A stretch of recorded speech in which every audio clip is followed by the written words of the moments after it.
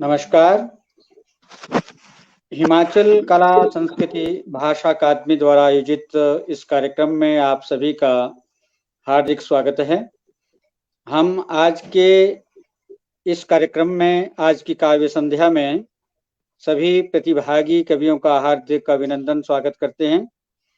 हमारे इस कार्यक्रम में जो प्रतिदिन श्रोता दर्शक हमारे साथ जुड़ते हैं और हमारे कार्यक्रम को सफल बनाने के लिए योगदान देते हैं, उन सभी का आज फिर एक बार हार्दिक अभिनंदन।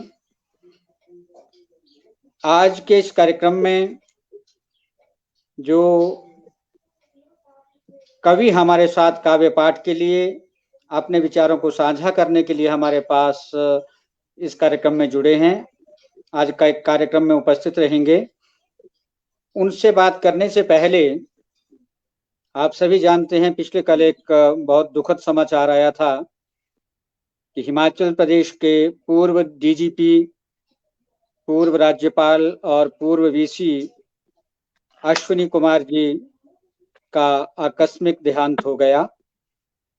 इससे पूरा हिमाचल सदमे में है, सभी स्तब्ध हैं और उनकी कमी इसलिए भी बहुत खलती रहेगी कि हिमाचल कला संस्कृति भाषा अकादमी द्वारा, हिमालय संस्कृति मंच द्वारा और नवल प्रयास द्वारा जो विगत वर्षों में कुछ साहित्य कार्यक्रम आयोजित किए गए, उसमें उनकी उपस्थिति हमें गौरव का अनुभव करवाती थी और वे सभी लेखकों, कलाकारों को बहुत प्रोत्साहन, बहुत सम्मान प्रदान करते थे।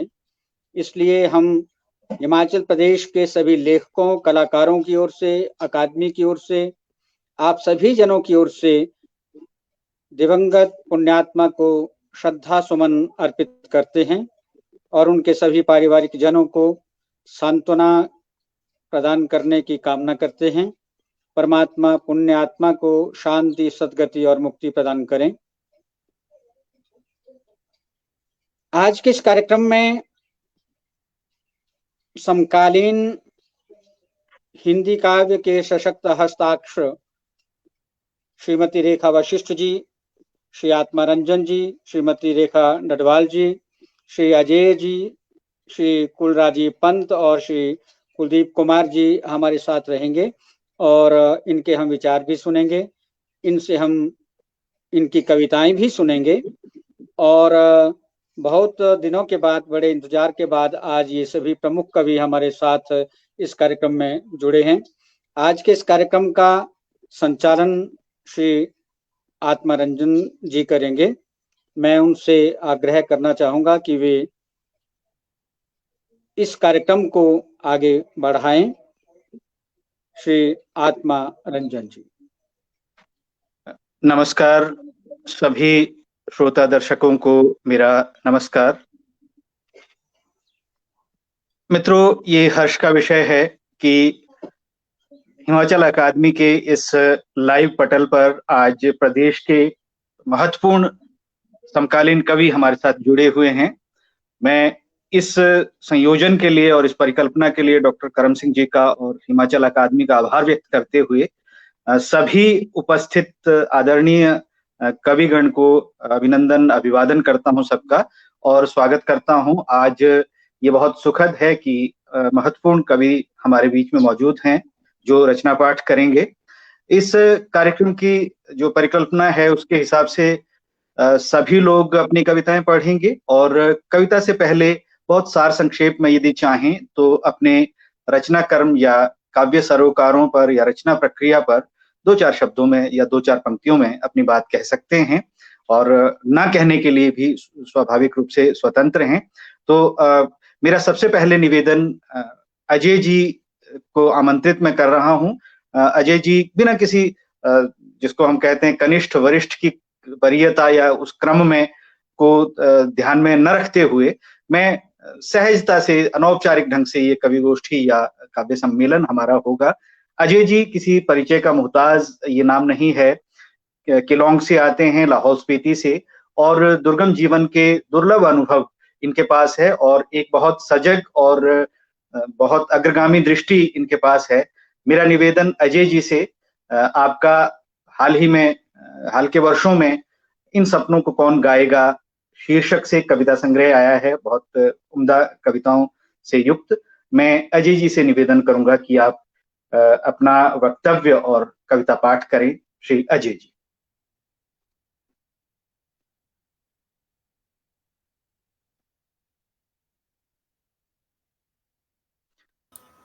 अजय जी कृपया अपना जो माइक है उसको। जी जी सर, मैंने अपना जी जी अपना जी धन्यवाद आत्मा भाई। वक्तव्य जैसा तो मेरे पास कुछ नहीं है कहने को। हाँ, अगर बीच में कुछ और किसी चर्चा के दौरान कुछ प्रतिक्रिया आया मन में तो मैं जरूर उसमें कंट्रीब्यूट करूंगा। वक्तव्य जैसे देने लायक जैसा कुछ नहीं है। मैं सीधे कविता पाठ से शुरू करूंगा और थोड़ा बता दीजिएगा 6-7 मिनट या 10 मिनट तक चल सकता है, कितनी लंबी कविता उस हिसाब से मैं चुन लूंगा। 10 मिनट तक चल पड़ेगा जी। ओके।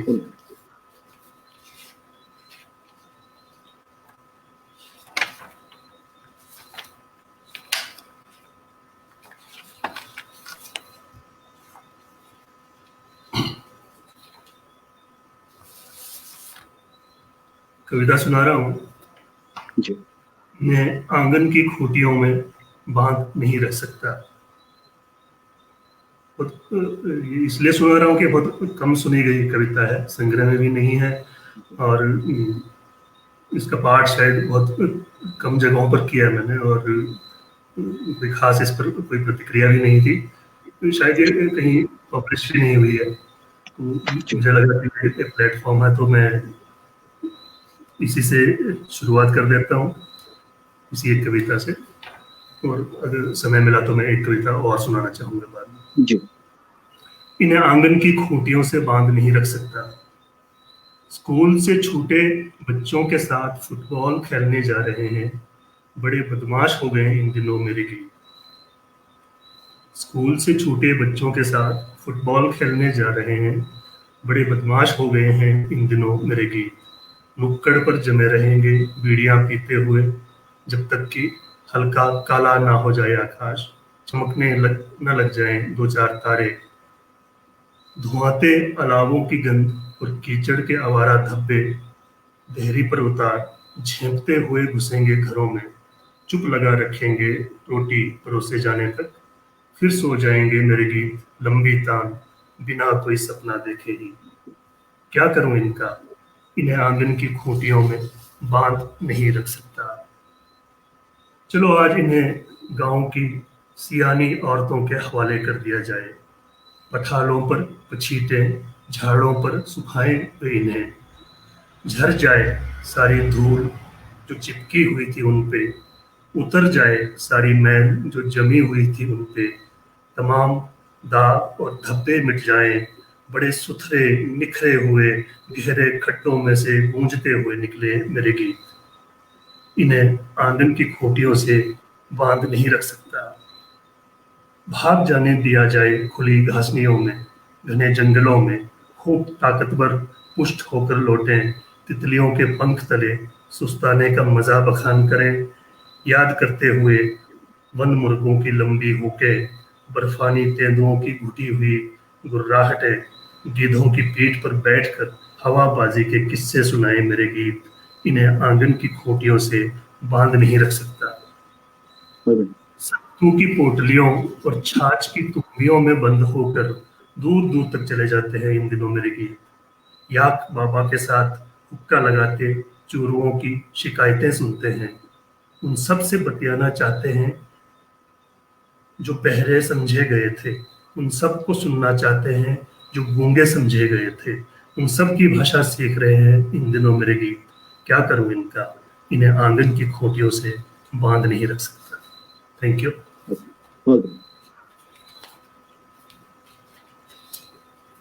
बहुत बढ़िया अजय भाई, बहुत सुंदर कविता आपने, संवेदनशील कविता प्रस्तुत की और स्वाभाविक है ऐसी ही कविताओं की हम इस बैठक में उम्मीद रखे हुए हैं और भी ऐसी अनेक कविताएं आज हमारे जो दर्शक जुड़े हुए हैं सुनने देखने को मिलेंगी। अनेक हमारे गण्यमान्य अतिथिगण हमारे साथ मौजूद हैं।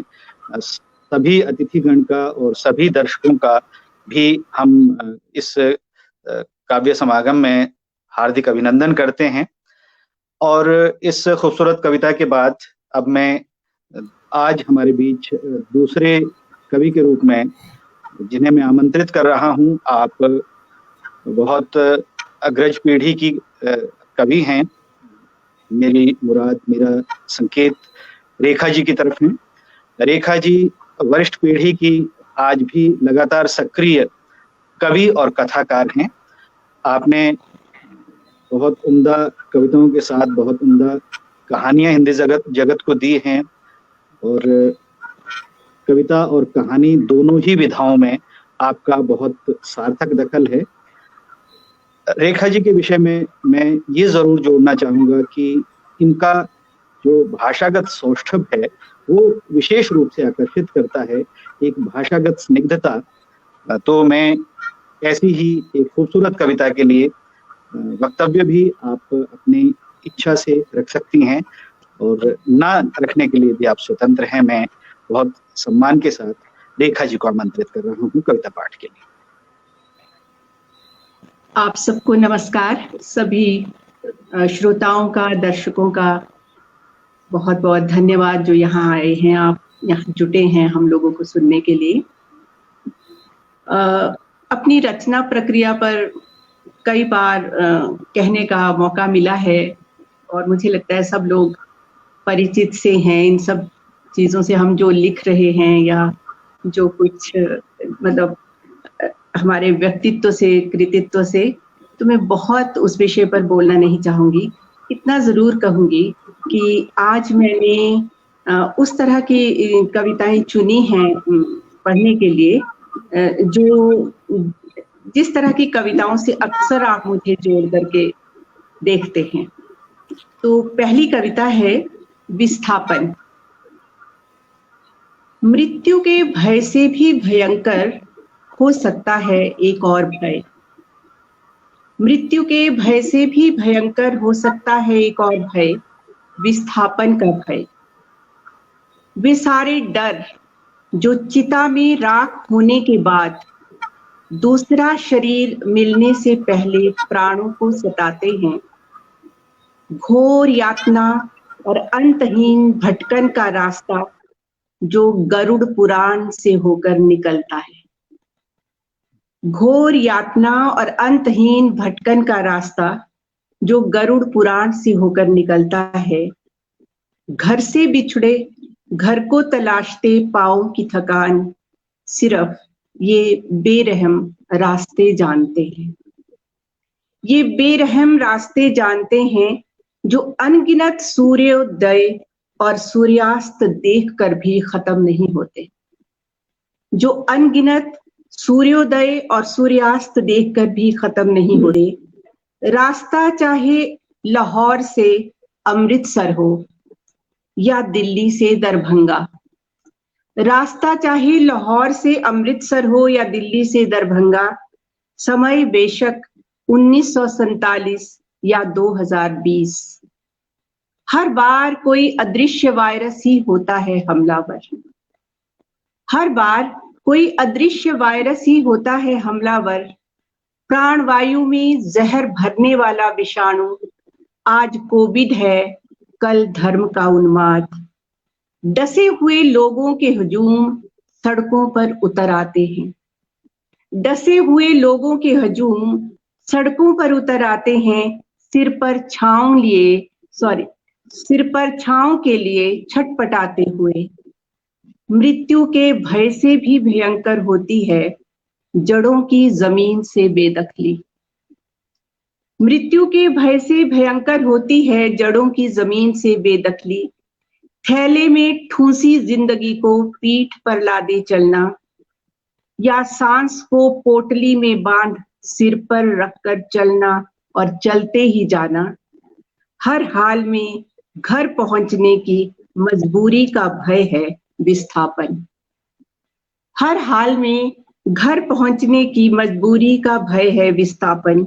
घर इस अछोर पृथ्वी पर अंगूठे के पोर जितनी वो जगह है जहां मनुष्य अपनी निशानदेही मांगता है।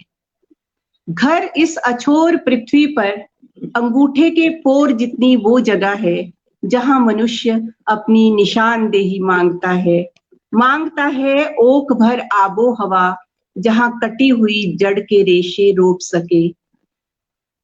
कोई कहे उनसे जाकर जिनके हाथों में धरती का बंदोबस्त है। कोई कहे उनसे जाकर जिनके हाथों में है धरती का बंदोबस्त। घर सिर्फ सिर छुपाने की छत नहीं, आत्मा की पहरंदी है। घर सिर्फ छत नहीं, आत्मा की पहरंदी है। कितना समय ले लिया, मैं दूसरी कविता पढ़ सकती हूँ? जी जी, पढ़ें आप।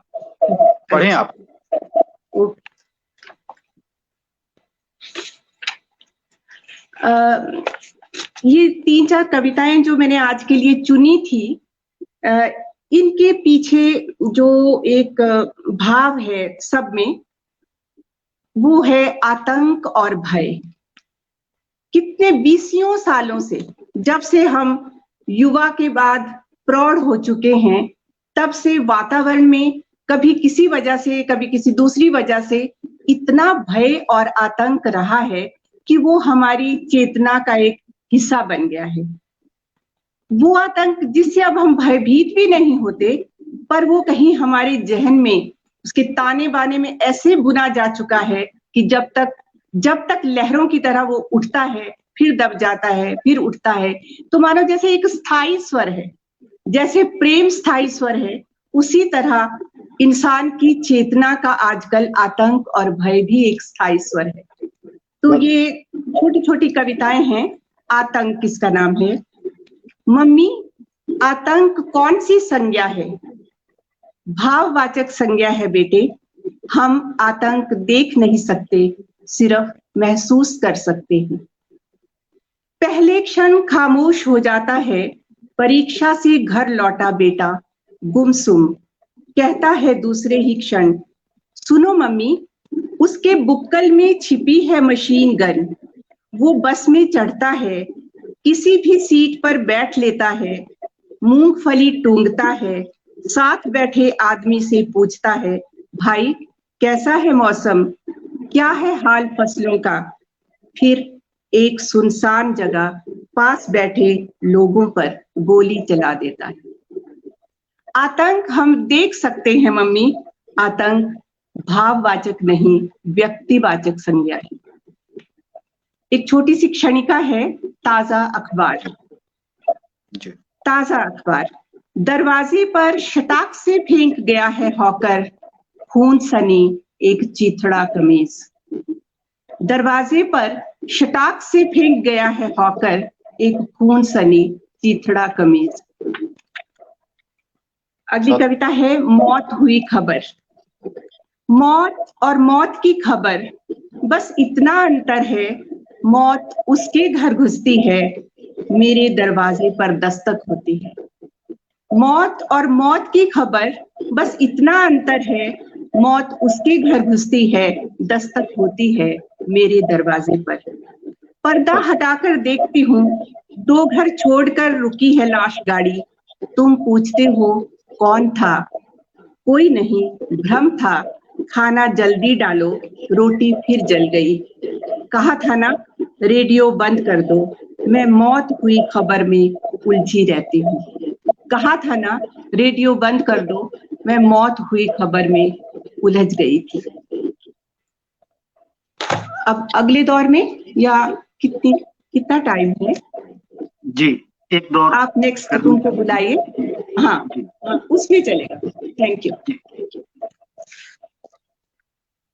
बहुत धन्यवाद रेखा जी ने। बहुत आज के संदर्भ की बहुत महत्वपूर्ण कविताएं हमारे सामने पढ़ी। बहुत संवेदनशीलता से आज के समय को संबोधित करती हुई कविताएं, खास करके इस तरह का भय का माहौल और उसके बीच में जो संवेदनशील मनुष्य है उसकी किस तरह की प्रतिक्रियाएं या उसकी इस तरह की उसमें एक तरह से अपनी कैसी हैसियत बनती है, एक संवेदनशील मनुष्य अपने समय को कैसे देखता परखता है, उसको बहुत सार्थक ढंग से और बहुत संवेदनशीलता से रेखा जी ने अपनी कविताओं में दी।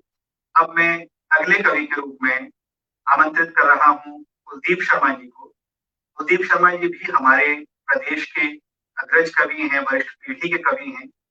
काफी वर्षों से आप लगातार कविता में सक्रियता बनाए हुए हैं, समीक्षा आलोचना में भी सक्रियता बनाए हुए हैं और कुलदीप शर्मा जी की कविताएं देश भर की प्रमुख पत्रिकाओं में छपती रही हैं। और इनकी कविताओं के विषय में ये जरूर मैं रेखांकित करना चाहूंगा कि कुलदीप जी हमारे बीच जन सरोकारों या जन पक्षधर वैचारिकी के एक प्रमुख कवि के रूप में हैं और आपकी बहुत प्रखरता से जन पक्षधर कविताएं इधर पढ़ने को मिल रही है। मैं भाई कुलदीप शर्मा जी से निवेदन कर रहा हूं कि आप कविता प्रस्तुत करें और कविता के विषय में अगर संक्षेप में कुछ कहना चाहें तो जी भाई कुलदीप शर्मा जी।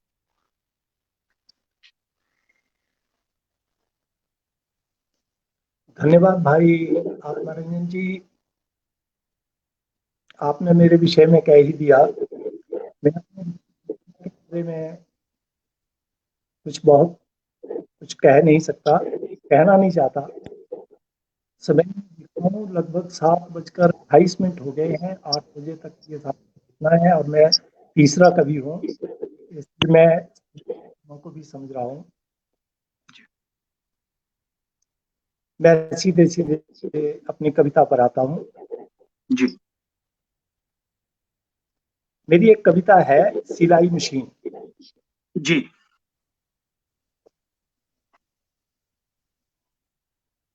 सिलाई शिक्षा केंद्र चल रहा है स्कूल की इमारत के हाल कमरे में,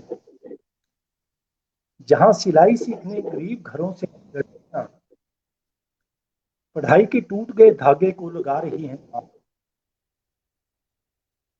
जिन्होंने 10वीं या +2 के आगे कोई सपना देखा, उनका कहना है कि कॉलेज वॉलेज तो जाती है, वहां पढ़ाई नहीं फैशन होता है। उनके लिए पढ़ाई लिखाई में पूर्णता की सिलाई सीख जाने से आती है। यह सुई धागे से थोड़ा आगे करने की यात्रा है। सिलाई मशीन की स्पीड से दौड़ना चाहती है अपनी यात्रा में। उनके जहन में उड़ान भरते हैं कपड़ों के कितने, हर रंग छोड़ देता है उन्हें दूसरे रंग की अभिव्यक्ति में। सिलाई मशीन उनके लिए उनकी प्रोन्नत में उस झील छलांग है जहां केवल उन्हें तैरना आता है। सिलाई शिक्षा केंद्र भारतीय तकनीकी संस्थान सबसे निचली पायदान है, जहां दाखिला लेना है उन्हें हर हाल। सिलाई मशीन इनके हाथों में इनके हिस्से की सत्ता में साझेदारी है। इस तरह रक्ताल्पता और कमजोरी के बावजूद में हैं ये लड़कियां, नीम पढ़ी लड़कियां शादी नीली दुनिया में जाने से पहले जल्दी से पूरा करना चाहती हैं सिलाई को। वे सिलाई मशीन पर झुकी झुकी सीख रही हैं कपड़े को काटने और सिलने के बेहतर तरीके। वे फैशन नहीं जानती, पर है कपड़े का शरीर के साथ संवाद, देख लेती हैं उसके रंगों में चमक। ऐसे ही देखते सुनते छोटी छोटी कतरनों से जीवन चलाना, हर अपने हिसाब से अपने और सपनों के बीच जरूरी कर्तव्यों। सिलाई मशीन को अपने दक्ष हाथों में तेज रफ्तार से घुमाती ये लड़कियां नजर रखती हैं उस धागे पर जो सुई के साथ डूबता है बिना चुभे कपड़े की आत्मा तक।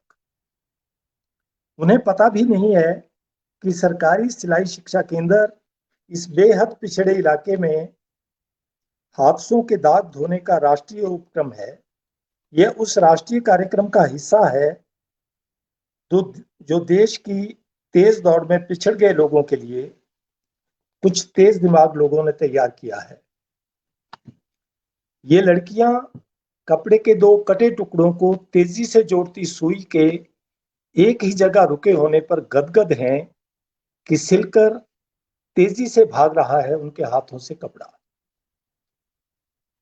धन्यवाद। मेरा ख्याल है एक ही कविता पढ़ता हूं, अगर समय रहा दूसरे सत्र में मैं दूसरी कविता के साथ आऊंगा। जी आत्मारंजन ठीक रहेगा? जी जी ठीक कुलदीप भाई, अगले सत्र में जरूर आपकी और भी कविता हम सुनेंगे। तो जैसा मैं संकेत कर रहा था, कुलदीप जी व्यवस्थागत खामियों को बहुत संवेदनशीलता और पारखी नजर से होते हैं और उसमें हस्तक्षेप करते हैं, रचनात्मक हस्तक्षेप करते हैं। सिलाई मशीन ऐसी ही कविता है जो हमारी व्यवस्थागत खामियों को बहुत बारीकी से चिन्हित करती है, रेखांकित करती है। अब मैं अगले कवि हमारे बीच में वरिष्ठ कवित्री चंद्ररेखा डडवाल जी बैठी हैं। आप कविता में, कहानी में, उपन्यास में विगत काफी वर्षों से लगातार सक्रिय हैं और बहुत उल्लेखनीय हस्तक्षेप रखती हैं। हाल ही में आपका उपन्यास व्यापक रूप से चर्चित भी रहा है और इन दिनों भी आप लगातार सक्रिय है, कविता में भी, कहानी में भी और उपन्यास में भी। तो चंद्ररेखा डडवाल जी, आपकी भी एक विशिष्ट शैली है कथन की भी और वैचारिकी की भी। तो मैं चंद्ररेखा डडवाल जी से निवेदन कर रहा हूं कि आप कविता पाठ करें और कुछ कविता के विषय में या कविता की रचना प्रक्रिया के विषय में कोई बात करना चाहें तो चंद्ररेखा डडवाल। धन्यवाद आत्मरंजन। मैं आभार व्यक्त करना चाहूंगी अकादमी के प्रति भी, आप सबके प्रति भी जो सुन रहे हैं, सहभागी कवियों के प्रति भी। कविता पर कुछ बात कहने के लिए कहा है आत्मरंजन जी ने, तो कविता के टुकड़ों में ही मैं एक थोड़ा सा कहने की कोशिश करूंगी। लिखना मेरे लिए अक्षर अक्षर जुगनू बटोरना, लिखना मेरे लिए अक्षर अक्षर जुगनू बटोरना और सूरज की बराबरी करने का हौसला पा लेना। एक प्रार्थना अपने सहित हर उस आदमी के लिए, एक प्रार्थना अपने सहित हर उस आदमी के लिए जो जरूरत भर सुविधा के लिए पहाड़ से लड़ जाता है। चिड़िया की चोंच में दबा तिनका शब्द, चिड़िया की चोंच में दबा तिनका शब्द, हवा आंधी में नहीं छूटा तो नीड़, हवा आंधी में नहीं छूटा तो नीड़, छूट गया तो नई उड़ान, नया सपना। मेरी छोटी छोटी कविताएं हैं, इसलिए एक के बजाय 2 या 3 कविताएं पढ़ रही हूँ। छोटी कविताएं हैं, आप अनुमति देंगे? मेरी पहली कविता है वे बहुत हंसी, वे बहुत कम हंसी, छोटी थी तब छींकती खांसती, लड़ियाती रोटी दूध के लिए अंसुआती रही। वे बहुत कम हंसी, छोटी थी तब छींकती खांसती, लड़ियाती रोटी दूध के लिए अंसुआती रही। जरा भर बड़ी हुई तो बहुत टंटा था, जरा भर बड़ी हुई तो बहुत टंटा था, चौका बर्तन झाड़ बुहार ढोर डंगर फिर खेत भी। जरा भर बड़ी हुई तो बहुत टंटा था, चौका बर्तन झाड़ बुहार ढोर डंगर फिर खेत भी, हंसती कब। पर माँ के लाड पिता भाई की परवाह देखते बूझते, पर माँ के लाड पिता भाई की परवाह देखते बूझते, मान मनोवल का यूं ही सा रोना एक दिन, मान मनोवल का यूं ही सा रोना एक दिन, उसके अंग अंग से लहू के संग साथ में, उसके अंग अंग से लहू के संग साथ में, धरती फोड़ के निकले सोते सा बेहिसाब फूटा। पर माँ के लाड पिता भाई की परवाह देखते बूझते, मान मनोवल का यूं ही सा रोना एक दिन, उसके अंग अंग से लहू के संग साथ में, धरती फोड़ के निकले सोते सा बेहिसाब फूटा, सूखा तन रहा न चित सब पानी पानी। बेहिस बहते बहते वे कहां जाकर उतर आई पता नहीं, बेहिस बहते बहते वे कहां जाकर उतर आई पता नहीं, पर ये निश्चित है कि देखते हुए कहीं से भी, पर ये निश्चित है कि देखते हुए कहीं से भी ये इतना घमासान, झूठ फरेब, देखते हुए कहीं से भी ये इतना घमासान, झूठ फरेब, प्रलोभन भय मिमियाती हेकड़ी, प्रलोभन भय मिमियाती हेकड़ी, वे बित्ते भर औकात की लड़की बहुत हंसी होगी, वे बित्ते भर औकात की लड़की बहुत हंसी होगी। दूसरी कविता है हम लड़ेंगे। हम लड़ेंगे एक साथ, इसके खिलाफ उसके खिलाफ, एक आग धधकती है भीतर क्रोध की, प्रतिशोध की, ध्वस्त कर देने को अनीति अन्याय। हम लड़ेंगे एक साथ, इसके खिलाफ उसके खिलाफ, एक आग धधकती है भीतर क्रोध की, प्रतिशोध की, ध्वस्त कर देने को अनीति अन्याय। बहुत होगा बहुतों के पास, बहुत होगा बहुतों के पास, पर ये आग नहीं है।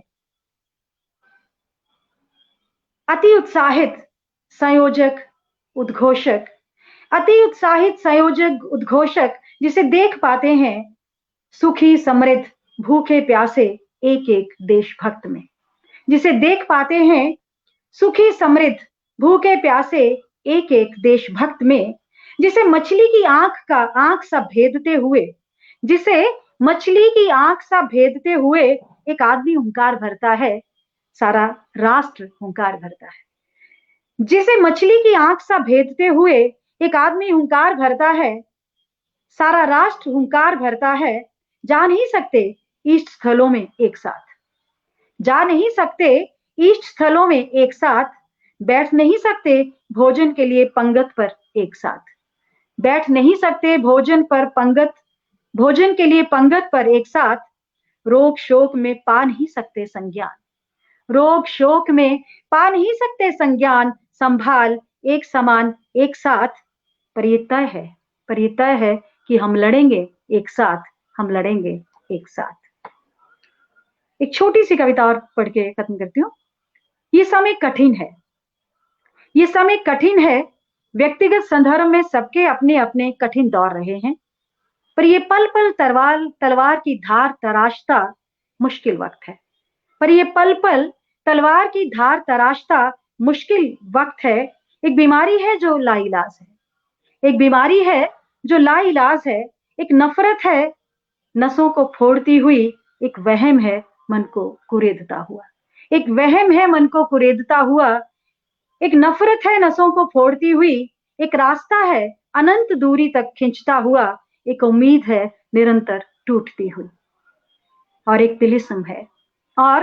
तिलिस्म है इस सब को हाजिर, कभी अचानक गैर हाजिर करता हुआ, कभी अचानक गैर हाजिर करता रहो। धन्यवाद।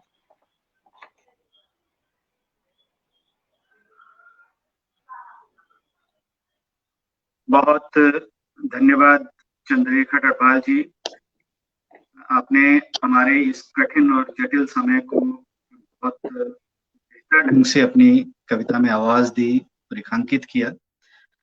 मैं अब अगले कवि के रूप में डॉक्टर कुलराजीव पंत जी को आमंत्रित कर रहा हूं। डॉक्टर पंत भी पिछले अनेक वर्षों से कविता में सक्रिय हैं और अपनी विशिष्ट शैली और बहुत दुर्लभ किस्म के बिंब इनके पास कविताओं में आते हैं, तो मैं डॉक्टर कुलराजीव पंत जी को आमंत्रित कर रहा हूं कि आप आए और कविता पाठ करें या कविता के विषय में कुछ कहना भी चाहें। डॉक्टर कुलराजीव पंत।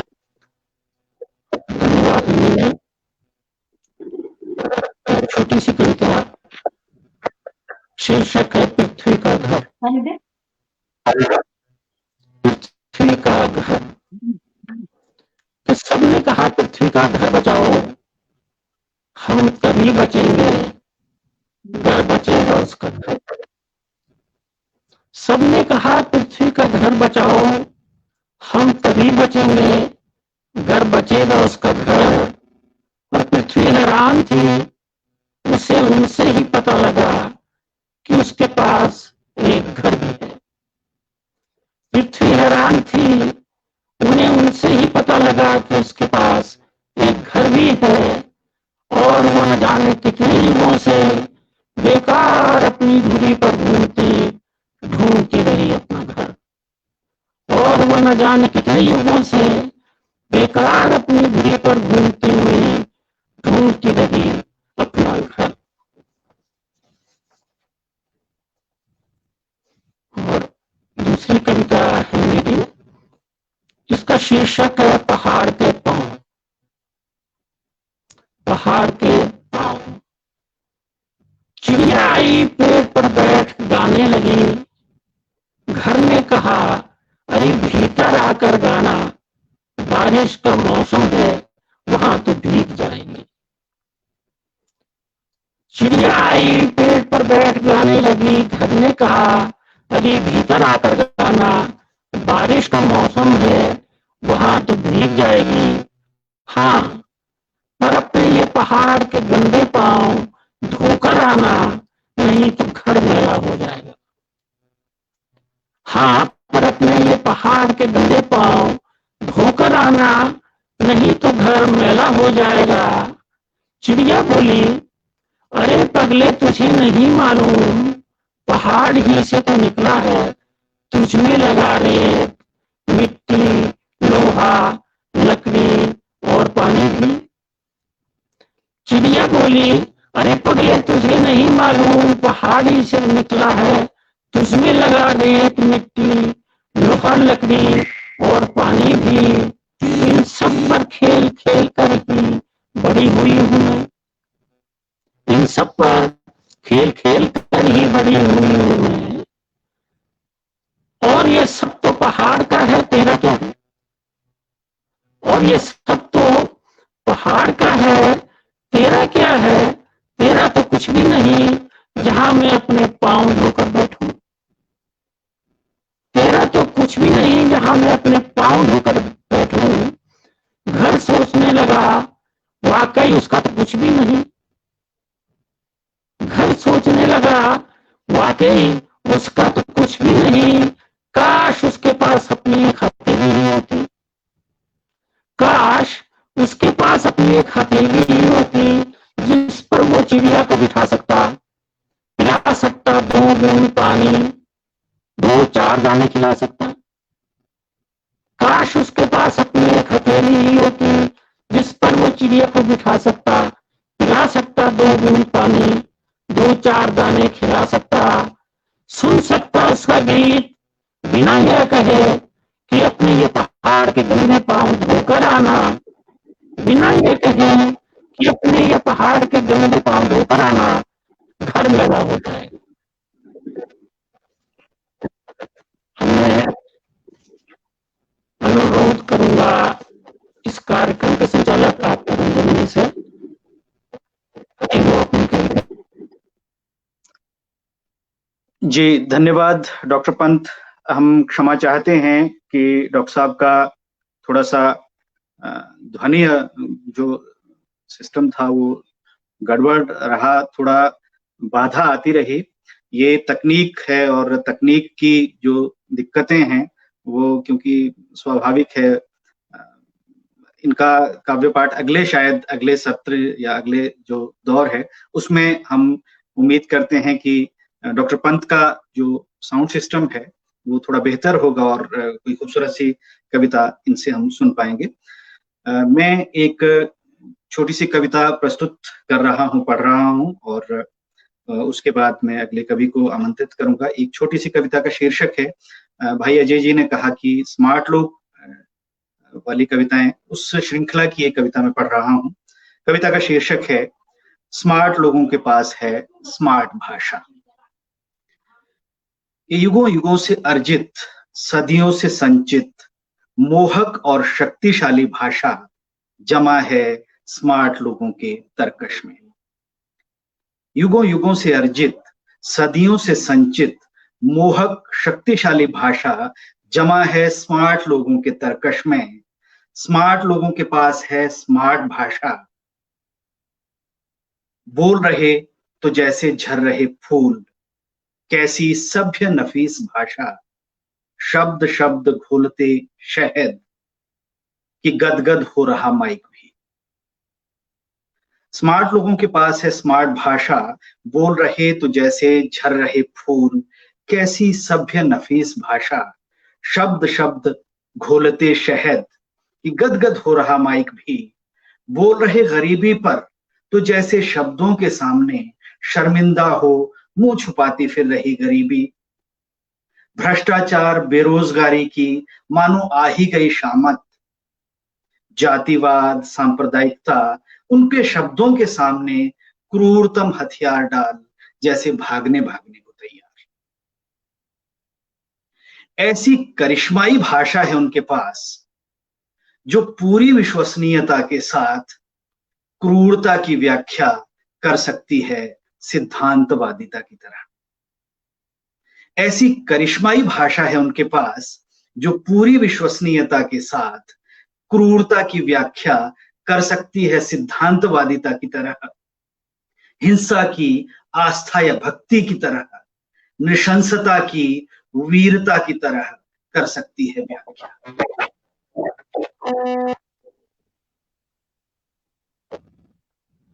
चालाकी की बुद्धिमता की तरह, हत्या की आत्महत्या की तरह कर सकती है व्याख्या, बलात्कार की प्रेम की तरह कर सकती है व्याख्या। कि ऐसी करिश्माई भाषा है उनके पास जो पूरी विश्वसनीयता के साथ क्रूरता की व्याख्या कर सकती है सिद्धांतवादिता की तरह, हिंसा की आस्था या भक्ति की तरह, नृशंसता की वीरता की तरह कर सकती है व्याख्या, चालाकी की बुद्धिमता की तरह, हत्या की आत्महत्या की तरह, बलात्कार की प्रेम की तरह कर सकती है व्याख्या। उनकी भाषा से ही निर्धारित हो रही है सारी परिभाषाएं।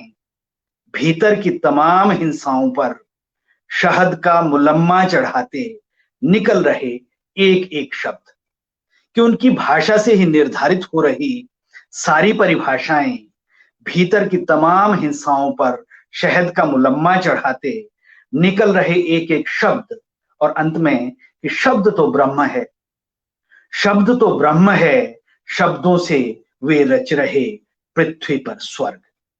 और शब्द तो ब्रह्म है, शब्दों से वे रच रहे पृथ्वी पर स्वर्ग। धन्यवाद।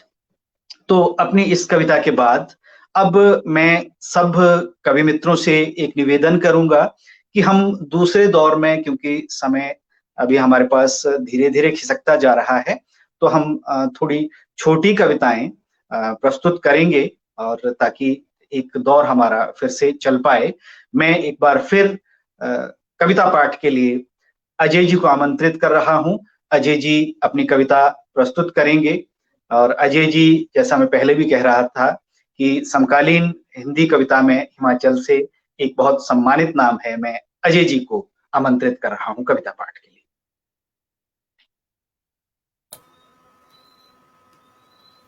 धन्यवाद आत्मा भाई।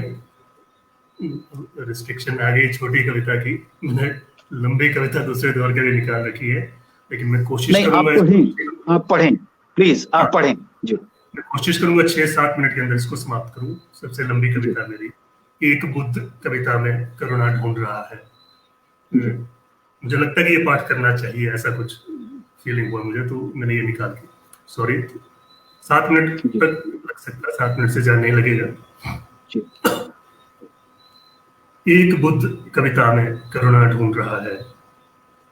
धुर हिमालय में ये एक भीषण जनवरी है, आधी रात से आगे का कोई वक्त है, आधा घुसा हुआ बैठा हूँ चादर और कंबल और रजाई में, सर पर कंटोप और दस्ताने हाथ में, एक नंगा कंप्यूटर हैंग हो गया है, जबकि एक बुद्ध कविता में करुणा ढूंढ रहा है। तमाम कविताएं पहुंच रही हैं मुझ तक हवा में, कविता कोरबा की पहाड़ियों से, कविता चंबल की घाटियों से, भीम बैठका की गुफा से कविता, स्वात और दजला से कविता, कविता करगिल से, कविता पुलवामा से, मरियुल, जंगथंग, अमदो और खम से कविता, कविता उन सभी देशों से जहां मैं जा नहीं पाया जबकि वो मेरे अपने ही देश थे। कविताओं के उस पार एशिया की धूसर पीठ है, कविताओं के इस पार हरा भरा गोंडवाना है, कविताओं के टिथिस में जबरदस्त खलबली है, कविताओं की थार पर खेजड़ी की पत्तियां हैं, कविताओं की फाट पर बियोस की टहनियां हैं, कविताओं के खड्ड में बल्ल के लबाने हैं, कविताओं की धूल में दुमका की खदानें हैं, कविता का कलरव भरतपुर के घना में, कविता का अवसाद पातालकोट की खोह में, कविता का इश्क चिनाब के पत्तनों में, कविता की भूख विदर्भ के गांवों में, कविता की तराई में जारी है लड़ाई, पानी पानी चिल्ला रही है वैशाली, विचलित रहती है कुशीनारा रात भर, सूख गया है हजारों इच्छरावतियों का जल, जबकि कविता है सरसराती आम्रपाली, मेरा चेहरा डूब जाना चाहता है उसकी संदल मानसल गोद में, कि हार कर स्खलित हो चुके हैं मेरी आत्मा की प्रथम पंक्ति पर तैनात सभी लिच्छवी योद्धा, जबकि एक बुद्ध कविता में करुणा ढूंढ रहा है। सहसा ही एक डहता हुआ बुद्ध हूं मैं लेटा, हिमालय के आर पार फैल गया है एक भगवा जीवन, आधा कंबल में आधा कंबल से बाहर, सो रही है मेरी देह कंचनजंगा से हिंदू कुश तक, पामीर का तकिया बनाया है मेरा एक हाथ, गंगा की खातर में कुछ टटोल रहा है, दूसरे से नेपाल के घाव सहला रहा हूँ, और मेरा छोटा सा दिल जोर से धड़कता है हिमालय के बीचों बीच।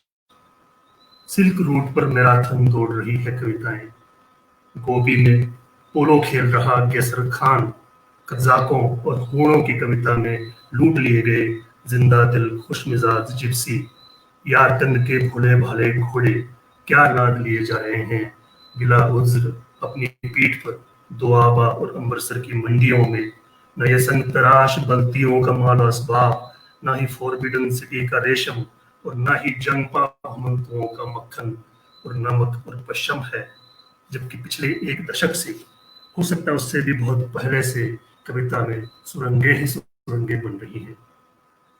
खैबर के उस पार से बामियान की ताजा रेत आ रही है कविता में, मेरी आंखों को चुभ रही है, कराकोरम के नुकीले खंजर मेरी पसलियों में खुब रहे हैं, दहाड़ रहा है कविता में टोरा बोरा, एक मासूम फिदाइन चेहरा दिल्ली के संसद भवन तक पहुंच गया है, कविता का सिर उड़ा दिया गया है, फिर भी जिंदा है कविता, सियाचिन के बंकर में बैठा एक सिपाही की माँ की आंखें भिगोता, कविता में एक धर्म है नफरत का, कविता में काबुल और कश्मीर के बाद तुरंत एक नाम है तिब्बत का, कविता के पठारों से गायब है शंग्रीला, कविता के कोहरे से झांक रहा शंभाला, कविता के रहस्य को मिल गया शांति का नोबेल पुरस्कार, जबकि एक बुद्ध कविता में करुणा ढूंढ रहा है।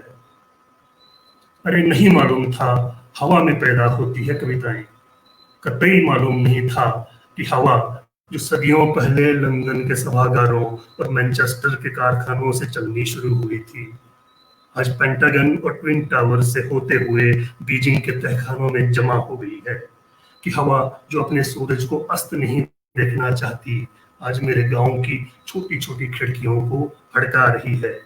हवा के सामने कविता की क्या बिसात, हवा चाहे तो कविता में आग भर दे, हवा चाहे तो कविता को राख कर दे, हवा के पास ढेर सारे डॉलर हैं, आज हवा ने कविता को खरीद लिया है, और एक बुद्ध कविता में करुणा ढूंढ रहा है। दूर गाजा पट्टी से आती है जब एक भारी भरकम अरब कविता कंप्यूटर के आभासी पृष्ठ पर तैर जाती है, सहारा की मरीचिकाएं शय शय करता मणिकर्ण का खोलता चश्मा बन जाता उसका सीपीयू के भीतर मदरबोर्ड पर लेट रही है एक खूबसूरत अधनंगी यहूदी कविता, पीली जटाओं वाली, कविता की नींद में भूगर्भ की तपिश, कविता के व्यामोह में मलाड़ा की क्रीम, कविता के कुंड में देशी माश की पोटलियां, कविता की पठाल पे कोदरे की मोटी नमकीन रोटियां, कविता की गंध में आहा ये कैसा अपनापा, कविता का तीरथ ये कितना गुनगुना, जबकि धुर हिमालय में एक ठंडा और बेरहम सरकारी क्वार्टर है जिसका सीमेंट चटक गया है कविता के तनाव से, जो मेरी भ्रिकुटियों पर शिशिर गांठ सा तना हुआ है, जबकि एक माँ की बगल में एक बच्चा सो रहा है और एक बुद्ध कविता में करुणा ढूंढ रहा है। Thank you.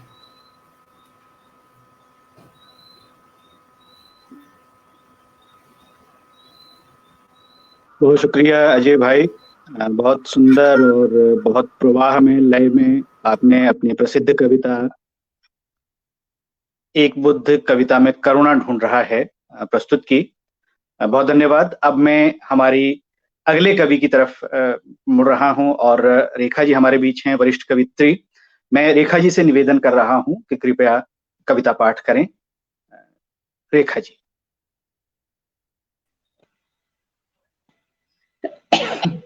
मैं 2 छोटी छोटी कविताएं बोलूंगी, 3-4 मिनट से ज्यादा नहीं होंगी। पहली कविता है उत्तराधिकार।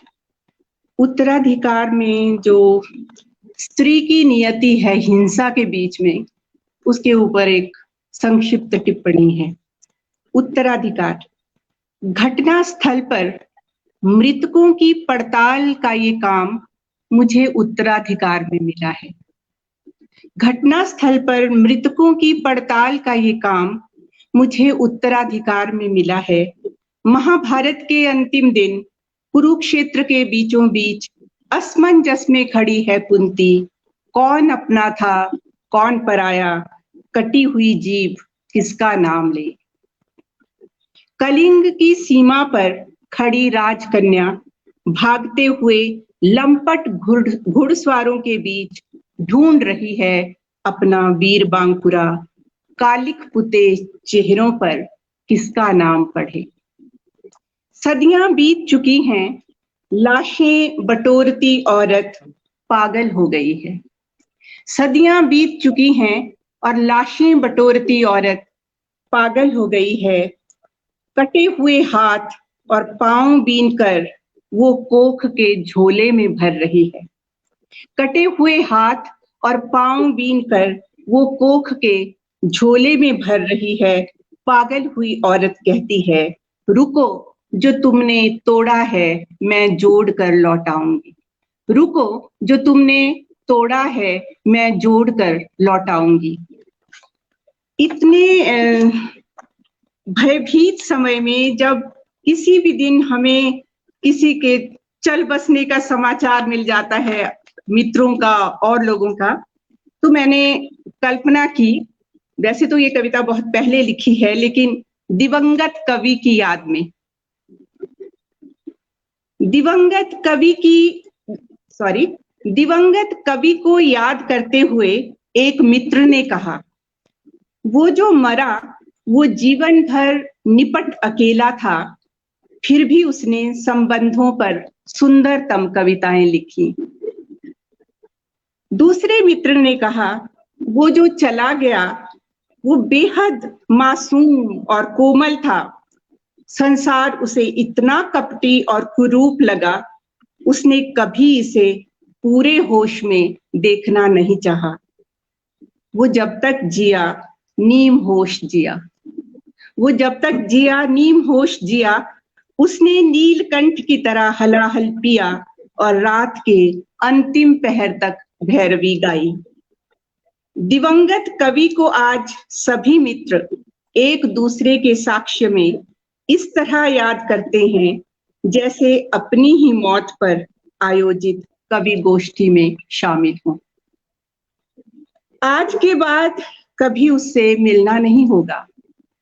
आज के बाद कभी उससे मिलना नहीं होगा।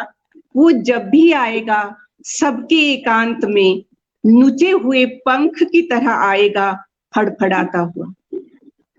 वो जब भी आएगा सबके एकांत में नुचे हुए पंख की तरह फड़फड़ाता हुआ आएगा।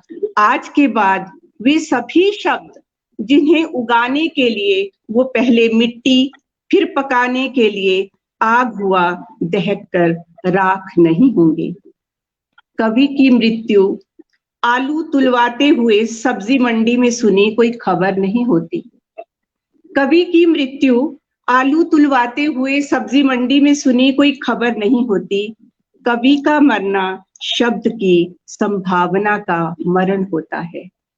कवि का मरना शब्द की संभावना का मरण होता है। धन्यवाद। बहुत संवेदनशील कविताएं। और जब मैडम अंतिम कविता पढ़ रही थी रेखा जी, तो मुझे हमारे बीच से गत वर्ष दिवंगत हुए बहुत प्रिय कवि मित्र सुरेश सेन निशांत जी स्मरण हो आए, नुचे पंख की तरह वो हमारे एकांत में आएगा।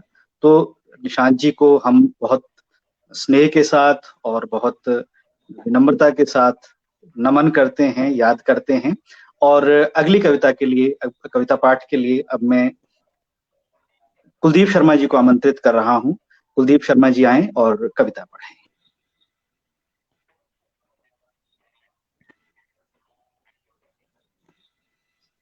भाई कुलदीप शर्मा जी। जी।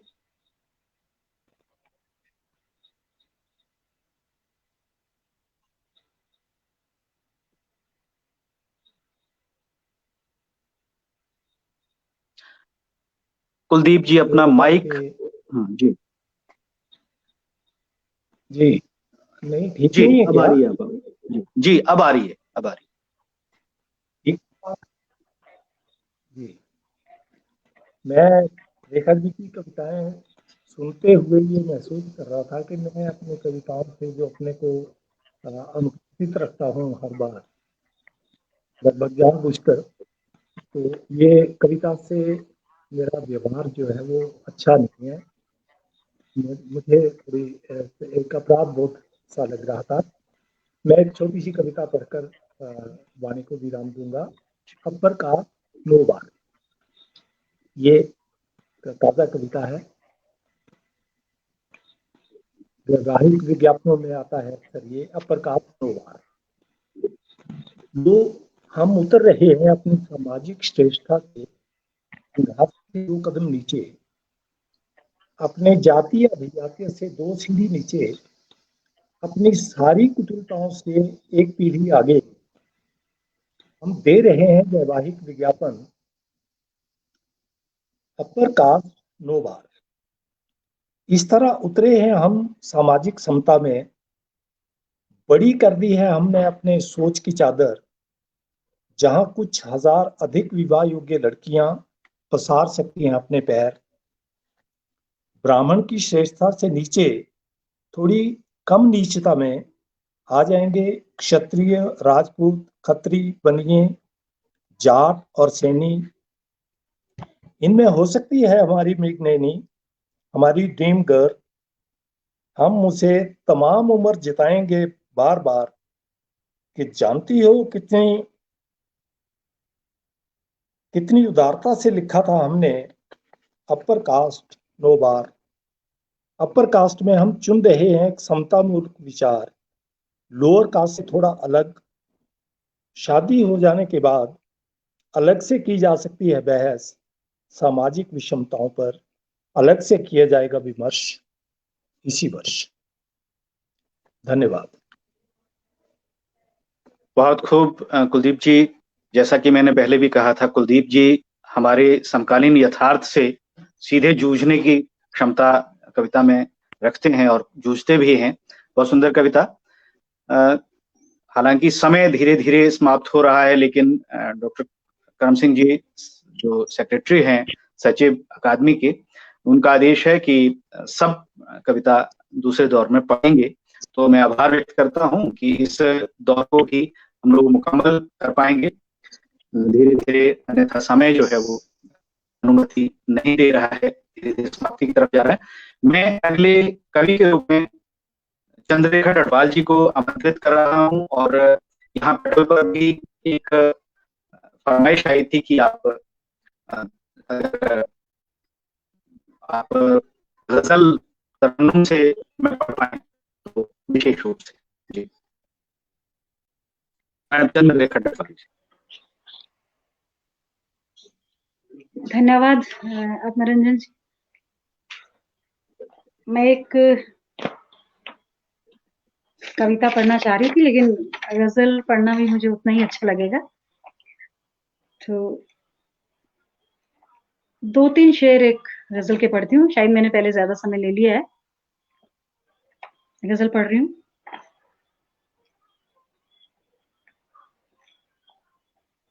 कहिए जनाब आपको अब क्या सुनाऊं मैं, कहिए जनाब आपको अब क्या सुनाऊं मैं, हाँ अपनी कहूँ या आपकी फितरत बताऊं मैं।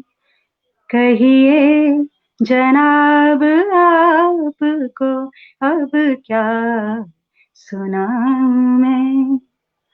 ऐसी भी दोस्ती का चलन है मेरे यहाँ, ऐसी भी दोस्ती का चलन है मेरे यहाँ।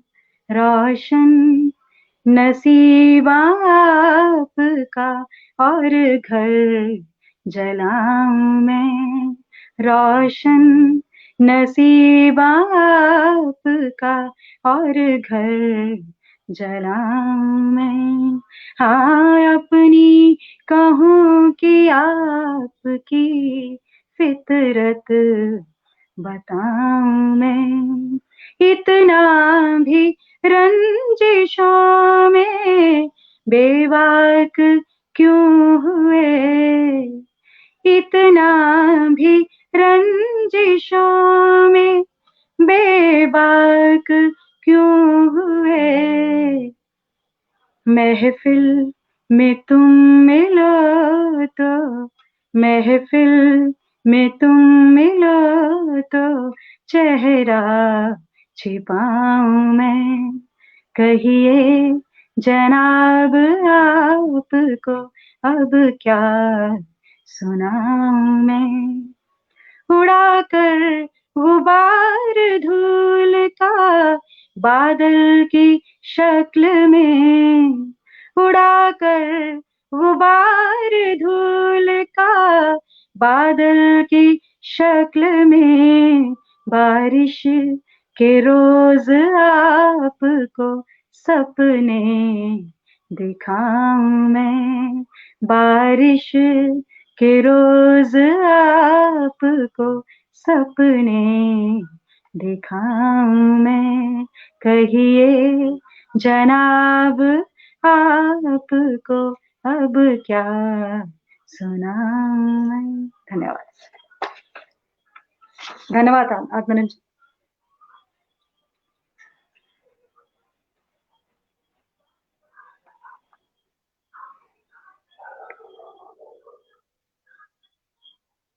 अभिनंदन जी, मैं कह चुकी अपनी गजल।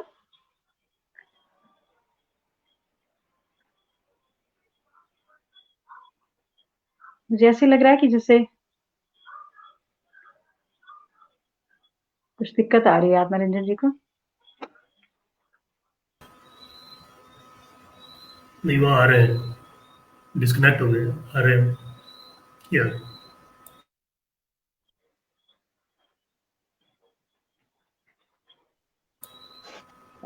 मैं क्षमा चाहूंगा, मुझे लगता है थोड़ा सिग्नल में कुछ प्रॉब्लम या उस तरह की कारण जो है वो डिलिंक हो गया था। चंद्रशेखर अडवाल जी के बाद अब मैं डॉक्टर पंत जी से निवेदन कर रहा हूं कि आप आएं और कविता पाठ करें। डॉक्टर कुलराजीव पंत।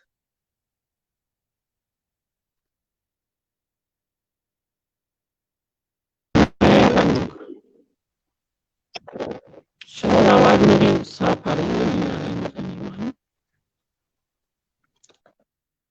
आवाज में फिर थोड़ा व्यवधान है डॉक्टर साहब, थोड़ा सा।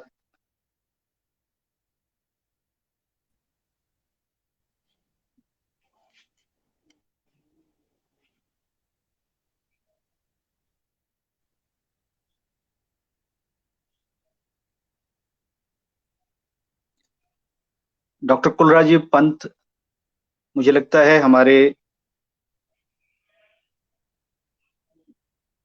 यहाँ थोड़ा सिग्नल का प्रॉब्लम तो रहता ही है, क्षमा चाहेंगे। पंत जी हमारे संपर्क से डिलिंक हो गए हैं, उनका संपर्क नहीं बन पा रहा है। मैं एक आध तब तक समय जाया ना करते हुए एक आध अपनी कविता पढ़ने के बाद मैं डॉक्टर करम सिंह जी को माइक्रोफोन हैंडओवर करूंगा।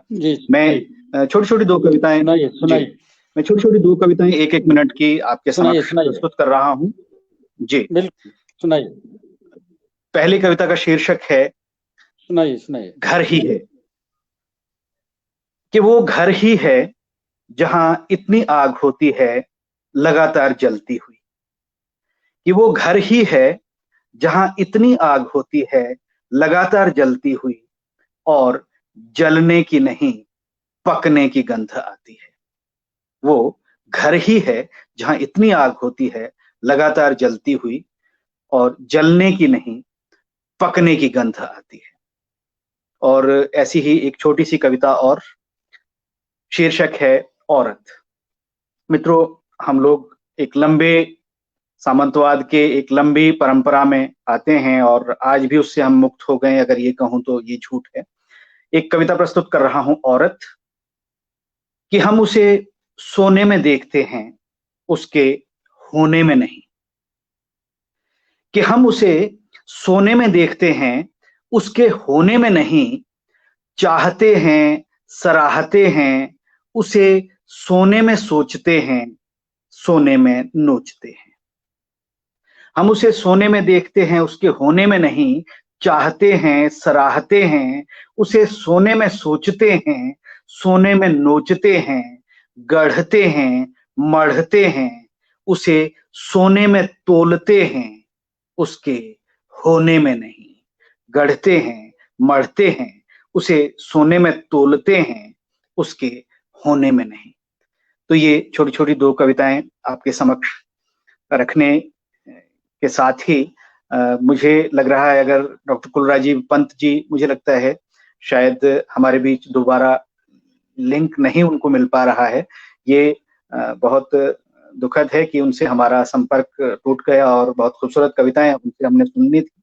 बहरहाल ये बहुत अच्छा अवसर रहा कि हिमाचल से समकालीन हिंदी के महत्वपूर्ण कवि हमारी आज की इस बैठकी में जुड़ पाए। मैं आप सबका यहाँ पधारने के लिए और खूबसूरत रचनाएं हम सबको, हमारे श्रोताओं को, दर्शकों को प्रस्तुत करने के लिए मैं आभार व्यक्त करता हूं। और रेखा जी, अजय जी, चंद्रशेखर डडवाल जी, कुलराजीव पंत जी, कुलदीप शर्मा जी, आप सब बहुत सुंदर कविताओं के साथ इस बैठकी में मौजूद थे।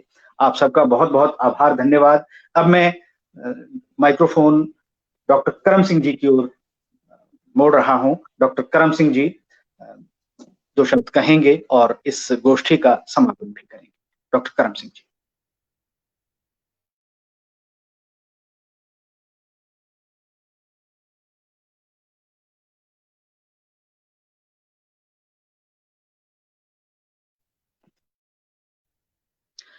मित्रों, तकनीक के साथ कुछ नहीं हो सकता। मुझे लगता है समापन अवसर पर डॉक्टर करम सिंह जी भी नहीं जुड़ पा रहे हैं, क्योंकि सिग्नल का इशू मुझे लग रहा है कि उनके साथ भी शायद प्रॉब्लम है। तो आप सब आज इस संगोष्ठी में शामिल हुए। बहुत सुंदर कविताएं, बहुत सार्थक कविताएं, और हम इस भरी पूरी संगोष्ठी के बाद कह सकते हैं कि हिमाचल में समकालीन कविता बेहतर ढंग से लिखी जा रही है। आज के समय से सीधे मुठभेड़ करती हुई कविताएं हमारे पास आ रही हैं, और ये बहुत सुखद है। डॉक्टर करम सिंह जी हमारे बीच जुड़ गए हैं। मैं डॉक्टर करम सिंह जी से निवेदन करूंगा कि इस संगोष्ठी के समापन में दो शब्द कहें। डॉक्टर करम सिंह जी।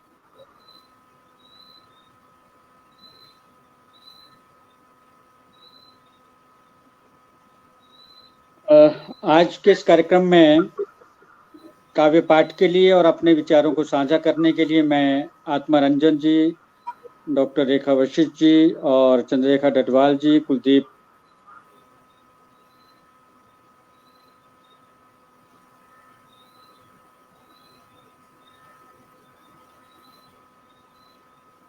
बहुत धन्यवाद। मुझे लगता है फिर से नेटवर्क इशू है, डॉक्टर साहब नहीं जुड़ पा रहे हैं। तो मित्रों, बहुत सुंदर ये कविता की बैठकी आज की बन पाई, और मुझे लगता है ऐसे दुर्लभ अवसर होते हैं जब हम इतनी सुंदर कविताओं के साथ कोई बैठक जमा पाते हैं।